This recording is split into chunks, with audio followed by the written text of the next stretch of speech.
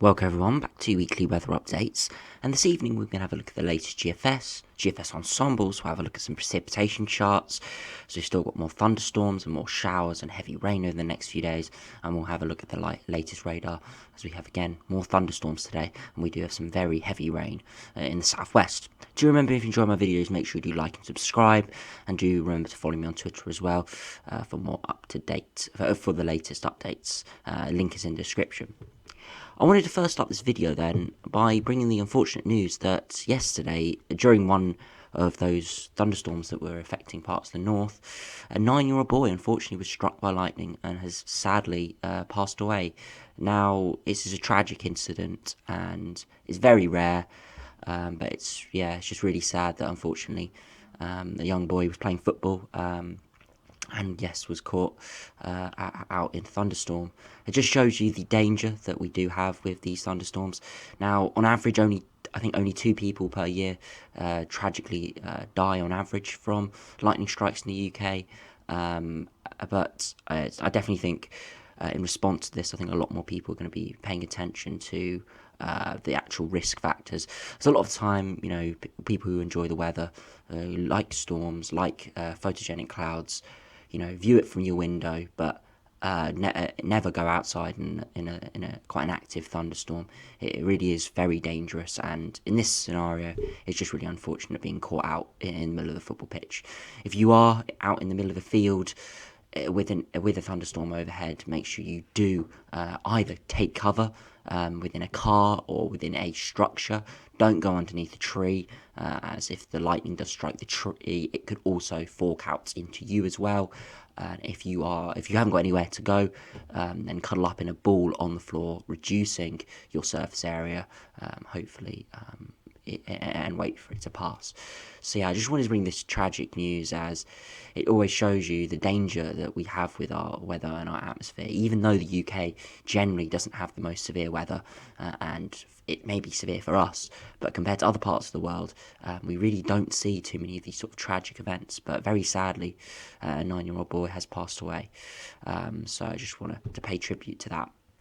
So now if we move through the video and we have a look at the latest GFS, you can see we've got this area of low pressure over the top of the country, and that's been bringing all the rain and showers and thunderstorms, and you can see this little feature down in the channel at the moment, and this has got an occluded front associated with it, and it's bringing some very heavy rain in parts of the southwest. They could be seeing potentially an inch or two of rain over the next sort of 12 hours. It's been raining there most of today, starting late morning, and some very heavy rain within that. We again have more thunderstorms in the north. Again, they've been quite scattered and quite localised, been popping in and out. Nothing too sustained or nothing too severe, but we still had a few lightning strikes and some quite heavy precipitation. If we run through the GFS, this low pressure sort of sits around, bringing in rain and showers. And then as we head towards the weekend, it looks like low pressure is going to come in off the Atlantic. It's not a very deep area of low pressure, so it's not going to have very strong winds with it, and it's not going to have a real big deluge with it, but it's likely to bring weather fronts, and we'll have some persistent rain and some showers with it. But as it moves through again, the wind comes in from the north, northwest, bringing in cooler air, and again, just a more showery sort of scenario. You can see upper airs are pretty cold for this time of year. And again, we keep bringing in low pressure in off the Atlantic, rattling through, and then we see again another cold sort of spell, potentially even some northerly winds as we head to day 10. Beyond that, we do see high pressure trying to build in, which will turn things drier, and perhaps a little bit warmer as well, as you see the upper airs do start to increase towards the end of the run. We do have sort of an easterly flow. So in this scenario, it would be going a little bit warmer, but generally probably just above average. But it will be much more pleasant than now, and it'll be a lot drier as well. If we have a look at the GFS ensembles, unfortunately only the 6 o'clock run has come through at this stage. But you can see generally temperatures around average, precipitation quite high, a lot of frequent spikes, but no massive deluge at this stage. So it's going to be a lot of showery activity, perhaps thunderstorms within that, some heavy rain as well. You see in the longer term, we still have the signal for potentially quite a significant warm-up. I'd say anything above maybe 5 degrees at 850 between 5 and 10 degrees. I do suspect that that it will feel fairly pleasant if we do see sunshine. If we get between 5 and 10 degrees at 850 HPA, we could comfortably see temperatures get to perhaps 20 degrees, which is feel very pleasant in May. If we want warmer than that, then we do have some ensembles going with that, but again, similarly, there's some colder ensemble members with that as well. Still precipitation signal, a little bit less precipitation, perhaps a few more ensemble members going for higher pressure, but again, it's no definitive signal. If we have a look at the 12Z, it hasn't fully come through yet. It's only got 14 days, so it's still got another 2 days to run. You can see generally very similar pattern. And again, a few big spikes as we head towards the 10 to 14 day time frame. Perhaps symbolic of a potentially little southerly wind. But you can see again that GFS operational one, which did bring the wind from the north temporarily for a few days in about 10 days time. It is more of an outlier. There are a few ensemble members going for it, but generally it's not too well it's not too well supported at this stage. So hopefully we don't see that sort of colder pattern come off, and hopefully we can get some drier and warmer conditions.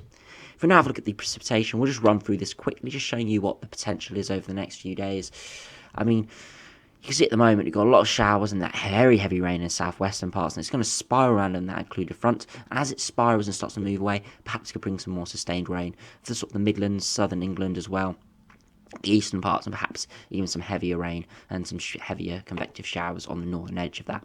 It does pull away, but by the time we get to Saturday, you see the weather front moves in. It's not an absolute deluge and it's not very heavy rain, but it's persistent. It'll be cloudy and pretty grim as well through Saturday, and again more showers and heavier rain in the south towards the centre of the low, just spiraling around. Will end at 144 hours with more heavy rain spreading in from the south. So again, a lot of showers around, nothing very heavy apart from the rain in the southwest at the moment. But again, still the chances of some more convective showers and some quite grim conditions start there. But on the contrary, if you do miss those showers and cloud does break, you could see nice fine days where it gets up to maybe 15, 16, 17 degrees and feels fairly pleasant and spring-like. If we have a look at the icon model, a bit more high resolution, so it should be able to show the showers a little bit better and the persistent rain. You can see heavy rain in the southwest, and then it does throw up some more heavy rain for the central, southern and eastern areas, perhaps some more showers getting into the Midlands, and then that weather front comes through for Saturday morning. Not particularly heavy along that at this stage. It could pep up, but at this stage it doesn't look too severe and does move through quite quickly towards Saturday afternoon and sort of peters away. And then we've got a lot of showers coming in, and it's looking like on Sunday a lot of April spring-like showers with convection firing off, and again more showers covering the whole country. Again, the icon generally just shows this is where the shower risk is. I wouldn't take these blues as quite literally it's going to be raining for everywhere in the southern part of the UK, but it's just going to be a lot of hit and miss showers around. If we have a look at the arpege, there's even more high resolution model, so it should show it a little bit better. You can see the heavy rain in the southwest at the moment, and as that spirals around, it does chuck up some heavy persistent rain into the Midlands, maybe southern, eastern England, and perhaps even some convective showers in northern England as well, maybe even some more thunderstorms. Beyond that, as that low does pull away, we do see again more showers popping up on Friday. Again, northern areas perhaps seeing some more thunderstorms and heavy convective showers. And then as we head through, you see the weather front moves in. Arpege really does sort of peter away that weather front. It fizzles out and then just showers in behind throughout Saturday and Sunday. Even more showers spreading in from the southwest. Now finally, we'll have a look at the latest radar map from the Weather Channel. So at the moment you can see the big deluge in the southwest with some very heavy rain spiralling around. We will run it back in a minute to show you how it's been pretty stagnant over the last few hours. Parts of sort of in Exeter, Somerset, seeing a lot of rain. Devon perhaps seeing a lot of rain as well. And even heading into parts of just central southern England, Isle of Wight, getting down to sort of Southampton, Portsmouth, Bournemouth area. Perhaps could be seeing some heavier rain pepping up over towards tonight. In the north, we still have those sort of heavier showers.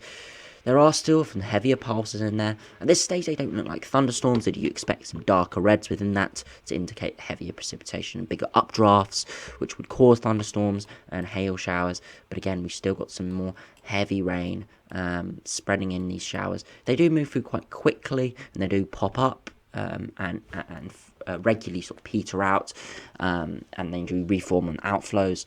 So I wouldn't say you might get a 5 or 10 minute deluge, but I wouldn't expect you to get a massive amount of rain from these. Again, more heavy showers in the north. Scotland seen some more heavy showers, and Northern Ireland has seen some few thunderstorms today. I even saw reports there were funnel clouds reported in Northern Ireland. So that is rotation within the cloud. That is sort of symbolic of a tornado.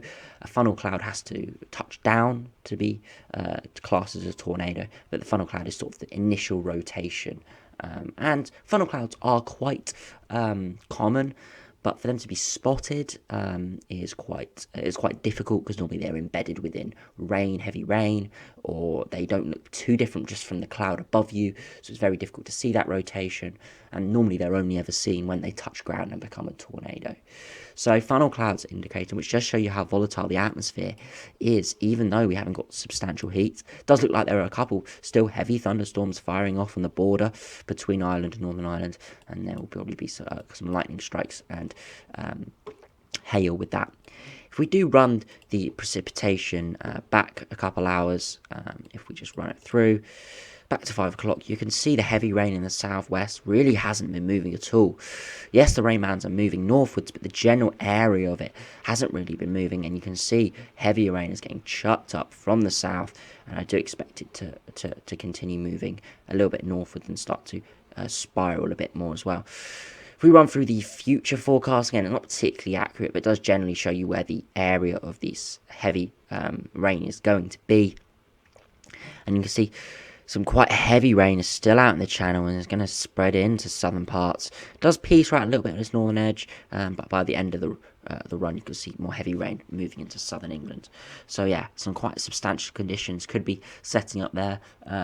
Again, we haven't seen too much rain over the last few weeks. We have had those few deluge on Bank Holiday Monday, last Saturday, but at this stage, the ground sort of moisture level, soil moisture level, river levels aren't particularly high. So this sort of rain, yes, it can be temporarily disruptive with maybe some flash flooding, some surface spray. I wouldn't expect it to cause anything too significant in the longer term, and hence there is no yellow warning for rain in force. I suspect if this were in the middle of the winter when river levels were higher, there could be a yellow warning in force for this. But anyway, thanks for watching, hope you enjoyed, subscribe if you're new, and I'll see you again for another video soon.